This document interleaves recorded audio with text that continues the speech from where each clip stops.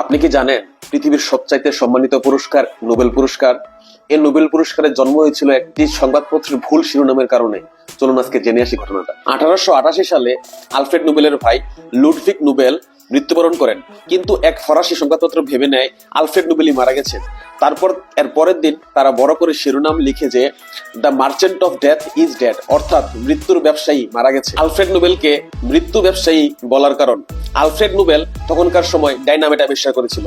Dynamite প্রথমে শিল্প কারখানা, পাহাড় ভাঙ্গার কাজ করলেও পরবর্তীতে যুদ্ধক্ষেত্রে এক বিশাল অস্ত্র হয়ে ওঠে।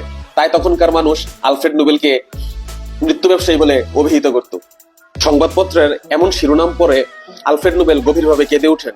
তিনি বুঝতে পারেন মৃত্যুর পর মানুষজন তাকে বিধ্বংসের প্রতীক হিসেবে মনে রাখবে, যা তিনি কখনই চাননি। তখনই তিনি তার উইল পরিবর্তন করেন এবং ঘোষণা করেন তার মৃত্যুর পর তার সম্পত্তি দিয়ে একটি আন্তর্জাতিক পুরস্কার তহবিল গঠন করা হবে এবং যারা যারা মানবতার কল্যাণে কাজ করবে তাদেরকে সেই পুরস্কার প্রদান করা হবে। এভাবেই 1895 সালে তৈরি হয় নোবেল পুরস্কারের ভিত্তি এবং 1901 সালে নোবেল পুরস্কার বিতরণ করা শুরু হয়।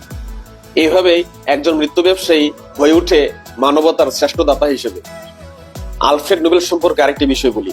আলফ্রেড নোবেল কখনো বিয়ে করেননি। ওনার জীবনের বেশিরভাগ সময় কাটিয়েছেন ল্যাব, গবেষণায় এবং ভ্রমণে।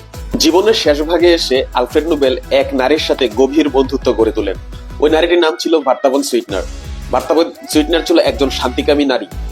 নোবেল পুরস্কার চালু হলে 1905 সালে বার্তা ভন সুইটনার শান্তিতে নোবেল পুরস্কার পান। অনেকের ধারণা এই বার্তা ভন সুইটনার কারণে আলফ্রেড নোবেল পুরস্কারের মধ্যে শান্তিতে নোবেল পুরস্কার যুক্ত করেছিলেন।